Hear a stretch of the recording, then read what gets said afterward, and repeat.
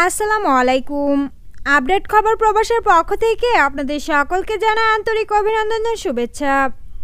এই ভিডিওটির মাধ্যমে জানিয়ে দেব কুয়েতের অত্যন্ত গুরুত্বপূর্ণ কয়েকটি আপডেট নিউজ সম্পর্কে।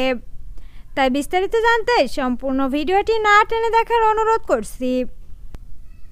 শুরুতেই জানিয়ে দিচ্ছি একটি চাঞ্চল্যকর তথ্য। গণশুনানিতে দূতাবাসে উপস্থিতি থাকার চেষ্টা করবেন সবাই। আগামী 8 ডিসেম্বর রোজ রবিবার দুপুর 2টা বাজে দূতাবাসে গণশুনানি অনুষ্ঠিত হবে। গণশুনানির আয়োজনে প্রবাসীদের অবশ্যই দূতাবাসে উপস্থিত থাকা উচিত।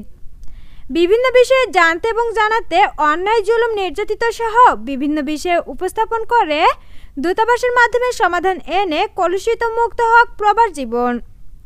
গণশুনানিতে উপস্থিত থাকেন রাষ্ট্রদূত, শ্রম মিনিস্টার, দূতালয় ও পাসপোর্ট কনসুলার স্যার সহ অন্যান্যরা। এবারে জানিয়ে দিচ্ছি ফিঙ্গারপ্রিন্ট সম্পর্কিত একটি আপডেট।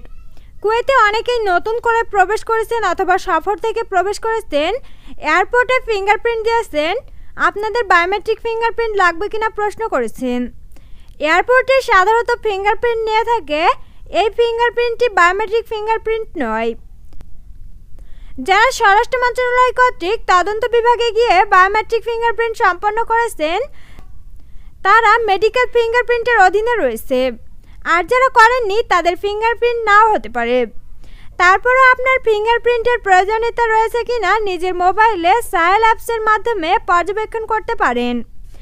এবারে জানিয়ে দিচ্ছি ট্যুরিস্ট ভিসা, ফ্যামিলি ভিসা সম্পর্কিত একটি আপডেট। কুয়েতের ট্যুরিস্ট ভিসা খোলা রয়েছে, তবে বাংলাদেশিরা ট্যুরিস্ট ভিসার জন্য একটু সময় নিতে হবে বা খুব সহজেই পাচ্ছে না। ফ্যামিলি ভিসা খোলা রয়েছে, ফ্যামিলি ভিসার জন্য স্পন্সরের 800 দিনার বেতন হতে হবে। একজন কমেন্ট করেছেন কুয়েতি দিনার পরিবর্তন হচ্ছে কিনা বা পরিবর্তন হলে কোনো সমস্যা হবে কিনা। খবর পাওয়া যাচ্ছে যে কুয়েতে 5 দিনার, 10 দিনার এবং 20 দিনার পরিবর্তন হতে পারে। কুয়েতি দিনারের নোট পরিবর্তন হলে কোনো সমস্যা হবে না, পুরনো নোট চলমান থাকবে। সম্মানিত ভিউয়ার্স, এই ছিল আপডেট খবর প্রবাসের সর্বশেষ আপডেট। পরবর্তী আপডেট ভিডিও পেতে আমাদের চ্যানেলটিকে সাবস্ক্রাইব করে পাশে থাকা বেল আইকনটি বাজিয়ে রাখুন।